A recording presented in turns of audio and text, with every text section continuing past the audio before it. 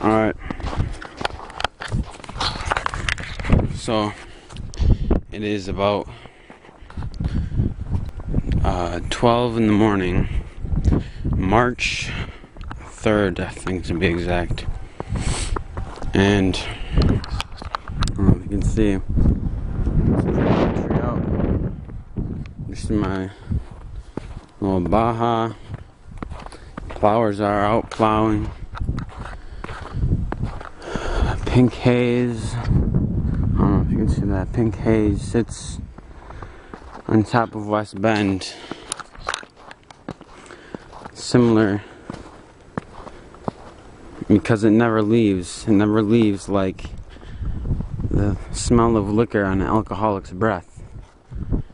But this has a still far more encompassing beauty of what surrounds it. The silent trees. Silent trees sit still, holding wisps of snow. And here I walk. Here I walk. And I think about all sorts of things. I think about the foot trails that I'm leaving. Who's gonna follow my steps? I got 2 little brothers. I gotta be a good influence. But how can I be a good influence if I just follow what's conditioned for me? If I follow my father's footsteps, which I'll never do.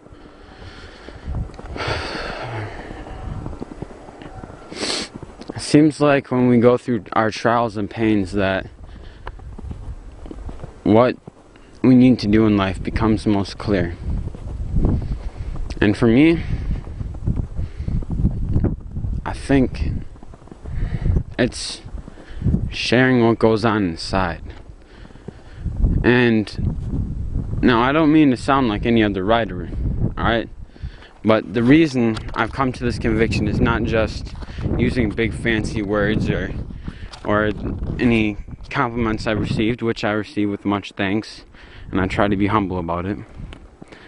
What moves me is the fact that for about 10 months I was incarcerated. And that's reasons I'm not going to get into. Nothing that I did that was horribly bad. Merely stuck up for my life and saved myself. But then again, it's our justice system. But what I want to get into, you see, now I'm just lost. I'm lost because the wind that blows through my hair, all I can smell is this beautiful country air. The trees, they sit silent and watching. And all the while, a white rabbit sits spotting his next move to make to the burrow hole as silent enemies watch.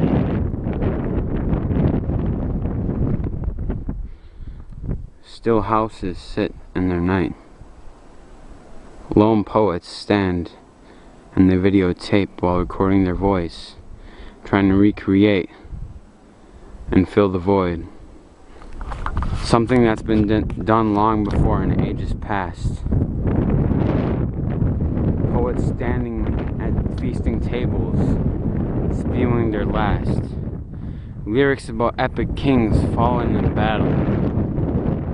But me, I tell you about a canoe without a paddle.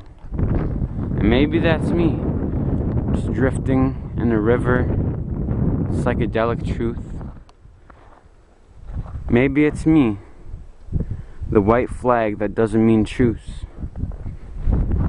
I've become so humble that the word has lost its meaning. It's like I'm the newly planted seed. The leaves are just greening. It's not spring, and everybody else is behind, still in the dirt, but I'm past the grind. I move faster so that they can claim that I'm slow. But maybe it's because I'm a young soul born old. And yes, It's cold out here, and you can see the lights shimmer in the distance. But I'm a poet. I retain that persistence. The sky is bleary with multi-spectred hues. I'm emerging out of a shadow where all I saw was black blues. And that represents the hate and sadness that I've had to deal with for nearly 17 years. I tried everything. I tried drugs, beer. Nothing will keep me away from the fact that I have to overcome my fear. See, I don't consider myself a victim. I consider myself a survivor. Strong breeze gushes past my head. Call me alive. Still I'll stand on that stand and remain firmly grasped for what I have in my hand. It's what I hold in my soul. What I long to shout and scream to everyone so that I can see it last. That to understand the truth, we must first look in the past. It's quite simple. As I walk with this camera in my hand, trying to explain what belongs within my soul, that I might shout right and there. It's the words, finally shall.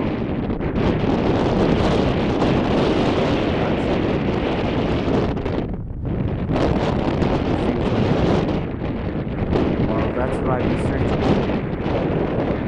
in this path. Some might dog me and laugh,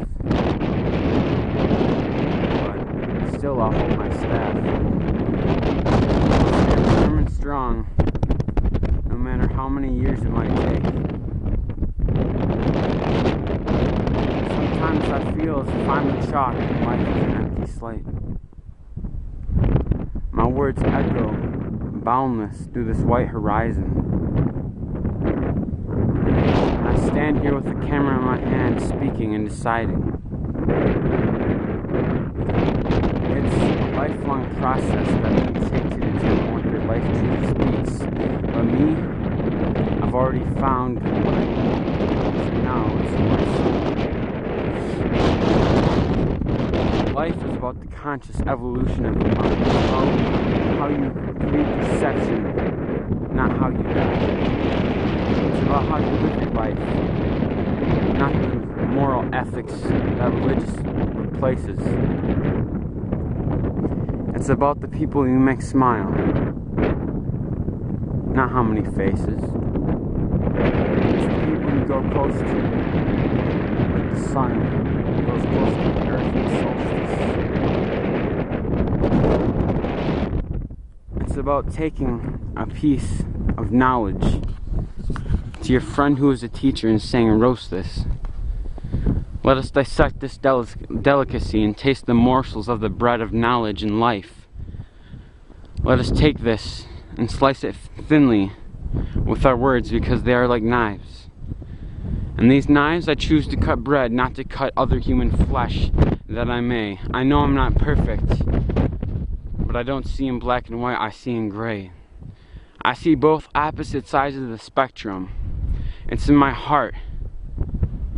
It's where I erect them. It's where the resurrection takes form and place, and it's a temple for the Holy Spirit to live in me by grace. It's the thing that saves me from every time I've longed to leap into the darkness of the abyss. It's the love that you find in presents that kids wish to get on Christmas. And it's not by the child that I had, but rather the bad one